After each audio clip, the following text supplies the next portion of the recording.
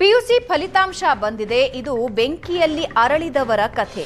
ಕೂಲಿ ಕಾರ್ಮಿಕರ ಮಗಳ ಕಠಿಣ ಪರಿಶ್ರಮಕ್ಕೆ ಸಿಕ್ಕಿದೆ ಪ್ರತಿಫಲ. 570 ಅಂಕದೊಂದಿಗೆ ಮಡಿಕೇರಿ ಜಿಲ್ಲೆಗೆ 3ನೇ ಸ್ಥಾನ ಪಡೆದಿದ್ದಾಳೆ ಜುಹೇರಾ. 95% ಅಂಕ ಪಡೆದು ಜಿಲ್ಲೆಗೆ 3ನೇ ಸ್ಥಾನ ಪಡೆದ ಜುಹೇರಾ ಐಕೊಳ ಗ್ರಾಮದ ಮುಸ್ತಫಾ ಸುಬೇದ್ ದಂಪತಿಯ ಪುತ್ರಿ. ಮುಸ್ತಫಾ ಮತ್ತು ಸುಬೇದಾ ದಂಪತಿಯ ಪುತ್ರಿ ಜುಹೇರಾ ಇವತ್ತಿಗೂ ಕೂಲಿ ಮಾಡೇ ಬದುಕ್ತಾ ಇದ್ದಾರೆ. ಈ ಕುಟುಂಬ ತಂದೆ ತಾಯಿ ಕಷ್ಟಪಟ್ಟು ಓದಿಸಿದ್ದಾರೆ. ಜಿಲ್ಲೆಗೆ 3ನೇ ರ್ಯಾಂಕ್. ಜುಹೇರಾನ ನೀವು ನೋಡ್ತಾ ಇದ್ದೀರಾ. 570 ಅಂಕಗಳೊಂದಿಗೆ ಮಡಿಕೇರಿ ಜಿಲ್ಲೆಗೆ 3ನೇ ಸ್ಥಾನ. 95% ಮಾರ್ಕ್ಸ್ ಪಡೆದಿದ್ದಾಳೆ ಜುಹೇರಾ. ಕುಟುಂಬದಲ್ಲಿ ಸಂತಸ. ಇಡೀ ಜಿಲ್ಲೆಗೆ 3ನೇ ಸ್ಥಾನ. ಕಾಲೇಜಿಗೆ ಮಾತ್ರ ಅಲ್ಲ, ಜಿಲ್ಲೆಗೆ 3ನೇ ಸ್ಥಾನ. ತಂದೆ ತಾಯಿ ಇವತ್ತಿಗೂ ಕೂಲಿ ಮಾಡಿಕೊಂಡು ಜೀವನ ನಡೆಸ್ತಾ ಇದ್ದಾರೆ. ಮಕ್ಕಳಿಗಾಗಿ ಹಗಲು ರಾತ್ರಿ ದುಡಿತಾ ಇದ್ದಾರೆ.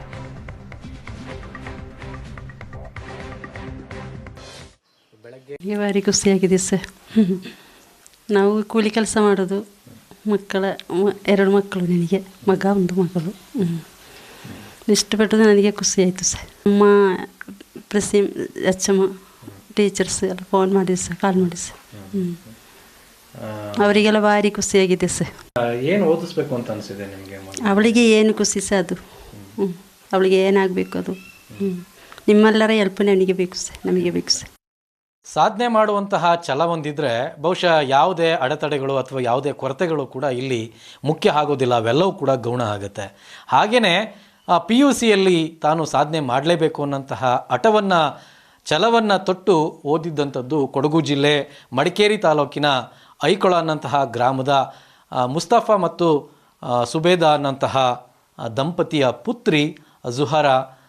ಆಕೆ ಕೂಲಿ ಕಾರ್ಮಿಕರ ಮಕ್ಕಳು. ತಂದೆ ತಾಯಿ ಇಬ್ಬರೂ ಕೂಡ ಕೂಲಿ ಮಾಡಿ ಬದುಕನ್ನು ನಡೆಸ್ತಾ ಇದ್ದಂಥದ್ದು.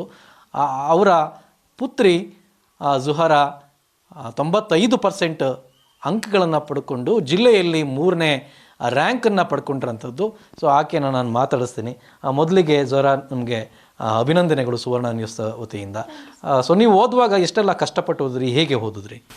ಕಷ್ಟಪಟ್ಟಂದರೆ ಬೆಳಗ್ಗೆ ಬೇಗ ಏಳೋದು, ರಾತ್ರಿ ಲೇಟ್ ಮಲ್ಕೋದು, ನಿದ್ದೆ ಇಲ್ಲ, ಆರೋಗ್ಯ ಸ್ವಲ್ಪ ದಿನ ಕೆಟ್ಟೋಗಿತ್ತು. ಆದರೂ ಓದಲೇಬೇಕಂತ ಒಂದು ಆಸೆ ಇತ್ತು. ಹಾಗೆ ಎಲ್ಲರೂ ಸಪೋರ್ಟ್ ಮಾಡಿದರು. ಮನೇಲಿ ಅಪ್ಪ ಅಮ್ಮ ಅಣ್ಣ, ಕಾಲೇಜಲ್ಲಿ ಲೆಕ್ಚರ್ಸ್, ಫ್ರೆಂಡ್ಸ್ ಎಲ್ಲ ಹೆಲ್ಪ್ ಮಾಡಿದರು. ಹಾಗೆ ಇಷ್ಟು ಬರ್ತದೆ ಅಂತ ತಿಳ್ಕೊಂಡಿರಲಿಲ್ಲ. ಆದರೂ ಎಕ್ಸ್ಪೆಕ್ಟ್ ಮಾಡಿದ್ದಕ್ಕಿಂತ ಜಾಸ್ತಿ ಸಿಕ್ತು. ಅಪ್ಪ ಅಮ್ಮ ಇಬ್ಬರು ಕೂಡ ಕೂಲಿ ಕೆಲಸವನ್ನು ಮಾಡೋ ಅಂಥದ್ದು. ಸೊ ಮತ್ತೊಂದು ಕಡೆ ನೀವು ಶಾಲೆಗೆ ಹೋಗುವಾಗ ಪ್ರತಿ ವರ್ಷ ಮಳೆಗಾಲದಲ್ಲಿ ನೀವು ನಡೆದಾಡ್ಕೊಂಡು ಹೋಗುವಂತಹ ರಸ್ತೆನೇ ಮುಳುಗೋಗ್ತಿತ್ತು. ಆ ಸಂದರ್ಭದಲ್ಲಿ ಎಷ್ಟು ಕಷ್ಟ ಆಗ್ತಿತ್ತು ಕಾಲೇಜಿಗೆ ಹೋಗಲಿಕ್ಕೆ? ಆ ಸಮಯದಲ್ಲಿ ತುಂಬ ಕಷ್ಟ ಆಗ್ತಿತ್ತು.